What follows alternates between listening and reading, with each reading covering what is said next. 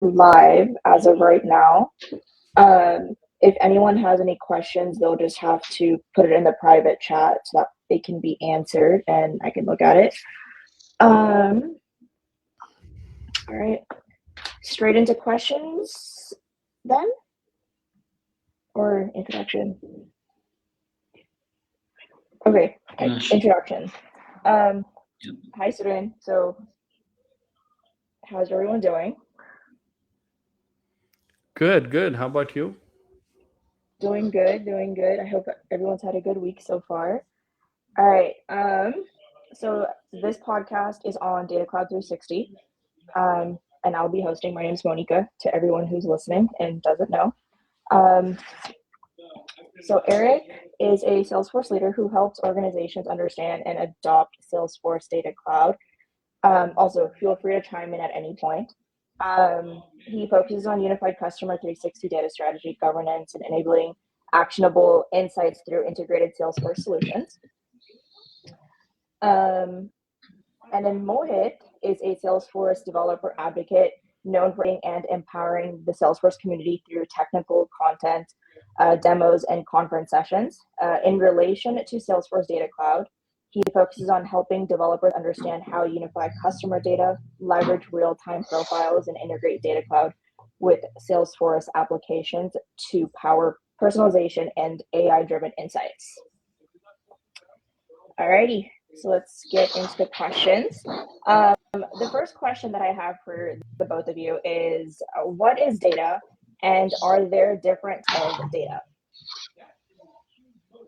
Sure.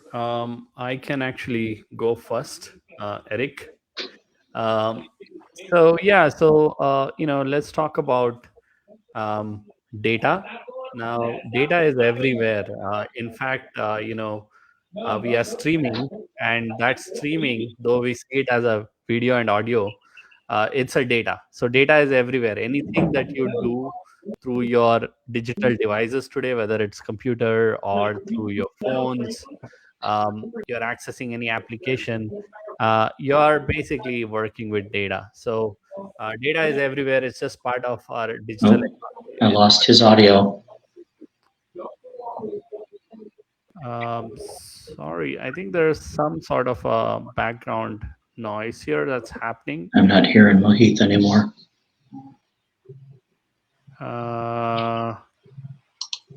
Monica, are you able to hear me? Yeah, I'm able to hear you. Yeah. Okay. Yeah. All right. Yeah. So, just continuing on that, anything that we actually do through our digital devices, it's all data. So there are different types of data, structured and unstructured. Mostly all the SaaS applications that we have had so far focused on structured applications. But we also have conversational apps like Slack, or if you have used WhatsApp and other social channels, they deal with both type of structured and unstructured data. So that is data. It's pretty much part of our economy now, and pretty valuable. We'll get into that, but that is data for me. Like anything that we do with applications, with digital devices, it's all data.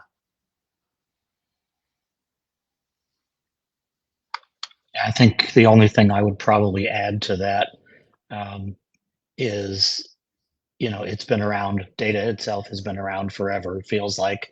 So it's nothing new, but the ability and the concepts and the things that we're now able to do with all of this data has drastically changed and improved over the last 5 to 10 years, or even within the last few months, it feels like.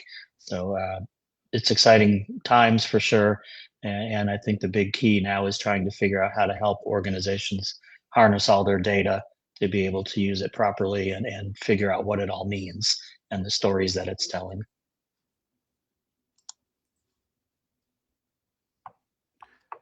Yeah, absolutely.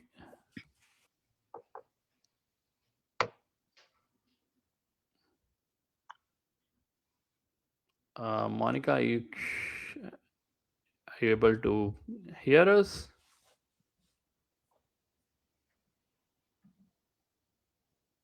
I don't hear her. Yeah, me too either. Can you hear me, Eric? I can hear you just fine. Yeah. Cool. Yeah, my audio went out for a brief moment and I had to go into the settings and reconfigure it Got it. to my AirPods, and everything seems fine now. So Can you guys hear me now? Yeah. there we go. Now we got you. Okay. Okay, I think there's just a delay from like when I press unmute to when I can actually be heard. Okay. Sure. So next question. So we hear the expression data is the new oil we've heard it for several years now. So what does it really mean? Sure. Data is the new oil, or let's say the fuel for digitization or next economy digitization. And the reason why I think this statement is sort of true is because we are now producing data at a very large scale, and all the work that we have done so far, is all in this data. So the data that organizations have, or even the data that's just there outside the organization, it's all valuable because it has the you know the patterns for how we have been able to sort of solve any problems that we have had so far. So there are a lot of patterns and insights and intelligence in that data, and that is why it's the fuel, because we can use that data to extract intelligence. And you can see all these large language models already sort of taking care of a lot of these things, like they're deriving a lot of intelligence from the public internet data that we have access to. And already these models are capable of being able to understand natural language, right? So that is why data is fuel, because it has, it can predict stuff, and based on all the insights that is there in the data, you can now take action and sort of learn from all these things and innovate further with this data. Yeah, the concept of data being the new oil, if you will. It's a commodity, I think, is one way to think about it. I've heard that expression for many, many years, even long before I got into the Salesforce ecosystem.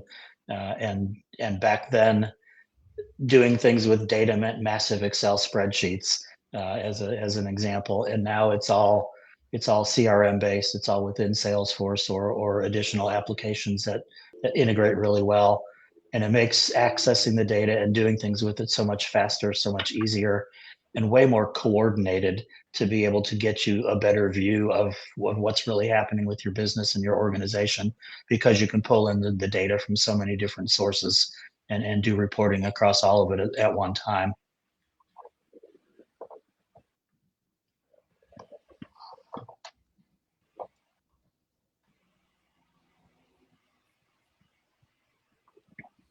Alrighty.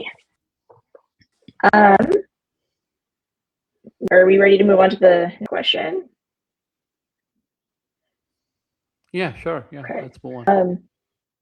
Okay. Also, we know at any point if you can't hear me. I think just the internet connection is being a little difficult right now for me. Okay, so we've also talked about for many years that the notion that you have to clean data to get trusted results. So what exactly would you guys consider as clean data? Yeah, so there are multiple facets of it, multiple aspects to think about when it comes to like defining what is clean data.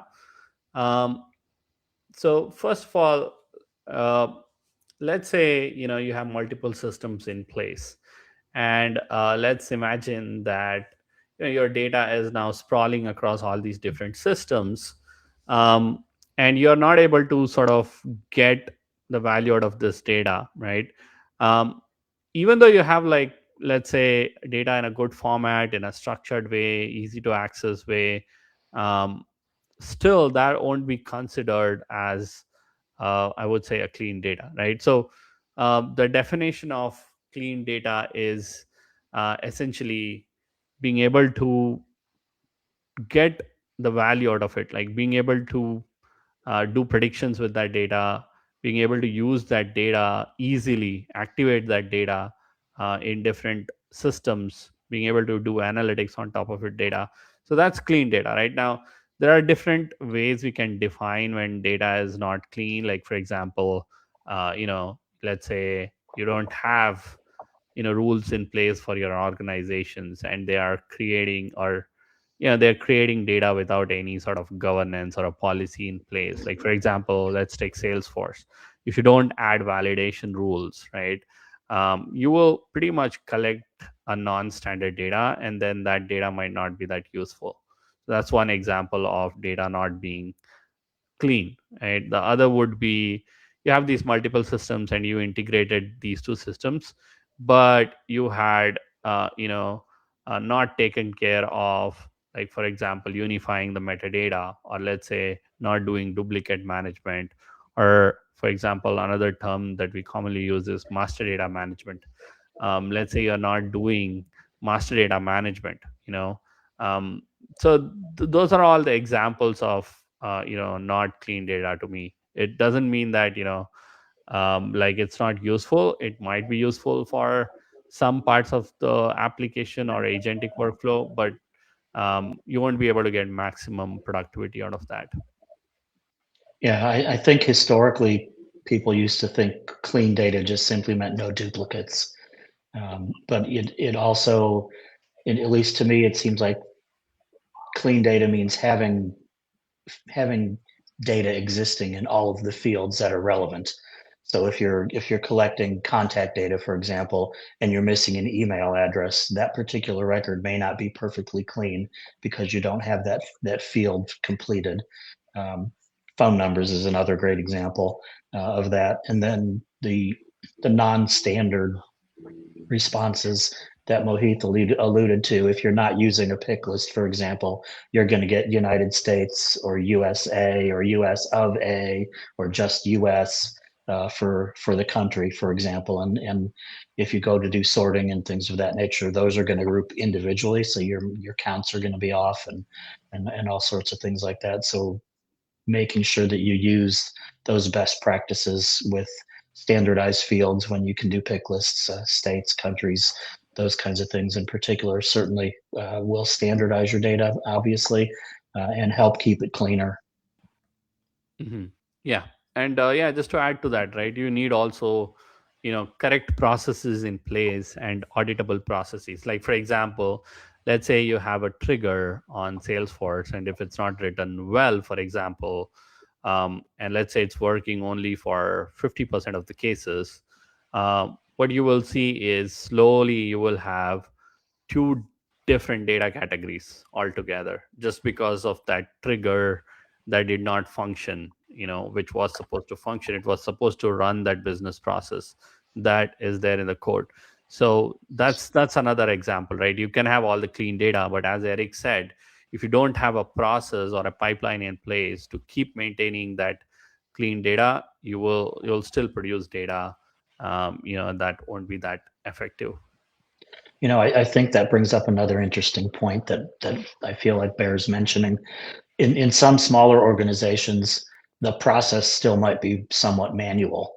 It might be a person at a keyboard inputting data rather than bringing in data from a different system. There's still the need for governance and still the need for a standardized process when that's happening too.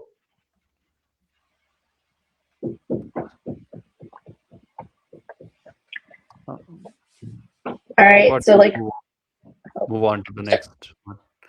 Mm-hmm.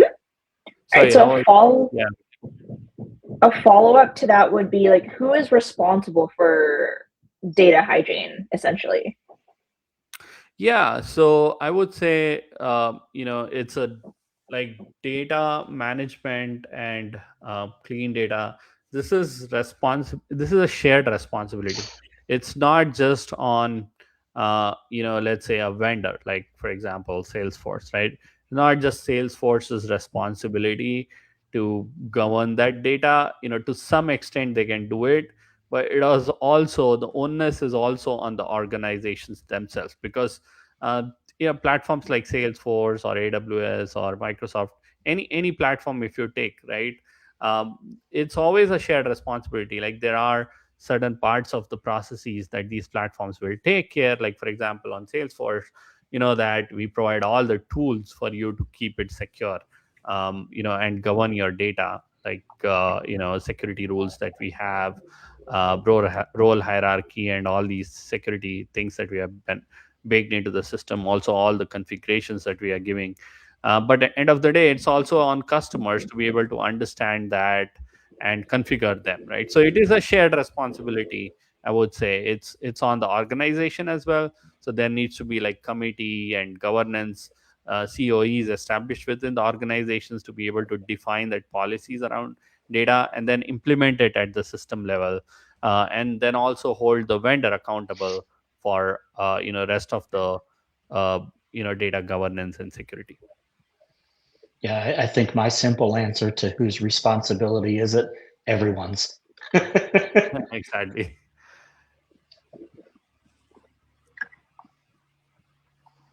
All right. My last question that I have is that Data 360, it seems to imply that you can see everything. Is that possible? And what are some benefits to essentially seeing everything? Yeah, so I just want to clarify that Data 360 seeing anything means, yes, it's one of the systems where, as the name says, Data 360, right? So it brings in all the data from all the systems. So you have one system now which is able to, like, get all the data, like federate across the different systems, whether it is open source platforms or whether it is your MarTech application, CRM, ERP, you name it, right? So for example, Data 360 has like thousands of connectors. So we bring in all the data, and that's a single place where you can activate your data. Just want to clarify that Data 360 now also has governance in place, like same things that you see in Salesforce. Like, there are tools that are baked into that Data 360 platform now for customers to be able to like govern it, control that visibility of who sees what, who should get access to the data. So that's what Data 360 is about. It's about, yes, bringing all the data at one place, activating it, using it within your applications and agents, but it's also a place where you can govern it and ensure that only right people can access the data, right? They can access the data or control how much data you want to share when your applications are utilizing that data. I think that last point is probably the most important piece of it, being able to govern who sees what and where the data gets shared, because obviously you don't want sensitive data falling into the wrong hands or being viewed by people within the organization that shouldn't have access to it. That can certainly cause a lot of issues.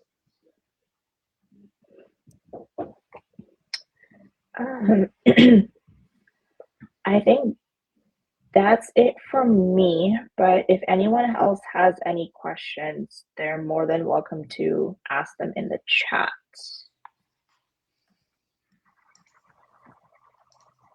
I would be curious, Mohit, what you think the next big announcement is going to be from Salesforce that's data related. If you have any insights that you're actually able to share with us today.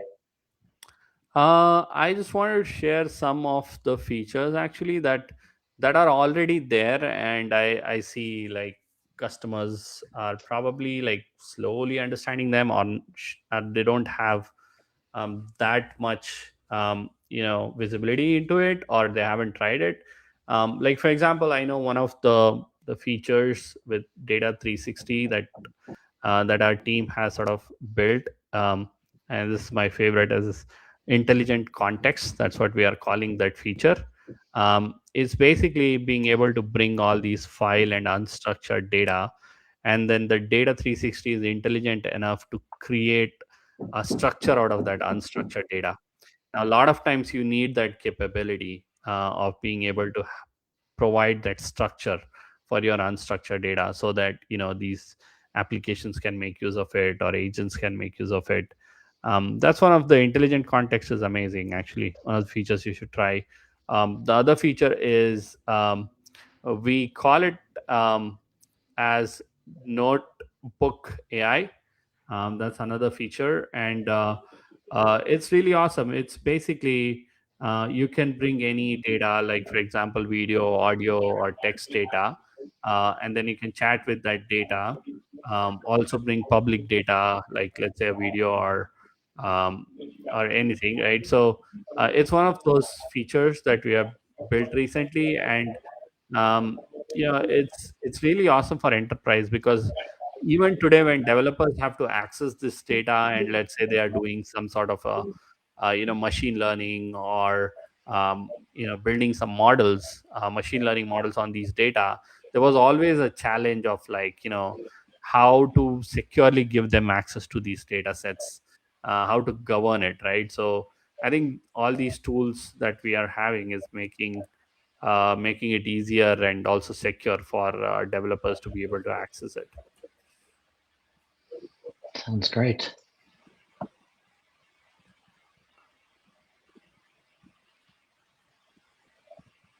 I'm curious about any data specific events, Eric, that is going to happen this year. Like, I know last year was one of the events that I attended and gained maximum insights was Data Dreaming Conference. Right. Yep, that event is coming back again this year. Dreamin' in Data 2026 will be in Chicago this year, May 19th and 20th.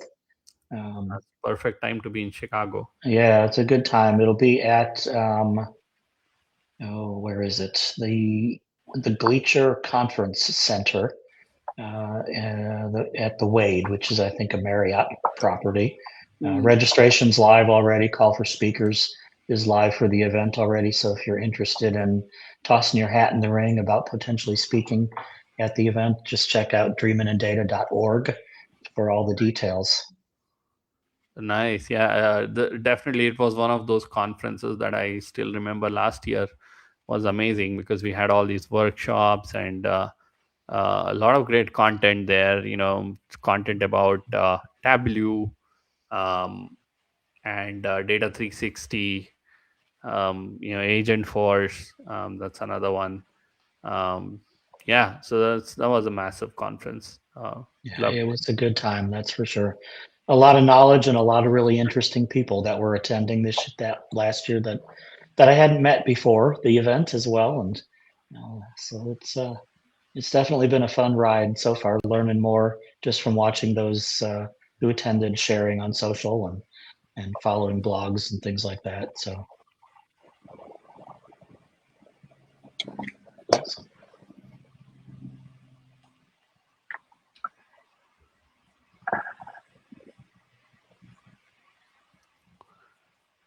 All right. I don't have anything else. So if you guys have any other questions, feel free to ask them. But I've already asked everything that I kind of had asked. I don't think I have anything else at the moment. Yeah, me too. I think we have answered it. Love to hear folks how they are finding Data360, and if there are any challenges, love to always chat about Data360.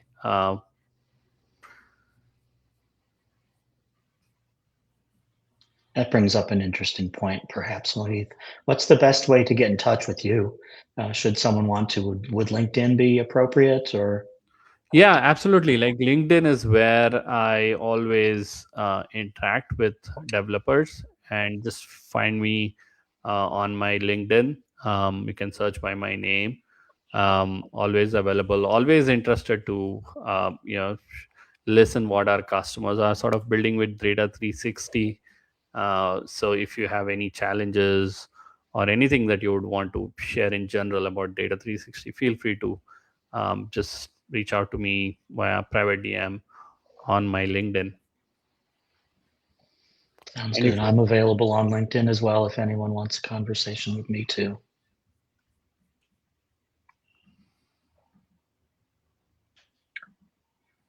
Alrighty. Yeah, I don't see any questions on the chat right now, but we can definitely add in your guys's LinkedIn's if you're okay in like the post podcast kind of summary. And then whoever is interested can definitely reach out to you in terms of the topic. Sounds good. Sure. Alrighty, then if we're done, then I can end the stream. All right. Thank you. Thank you again for having us here.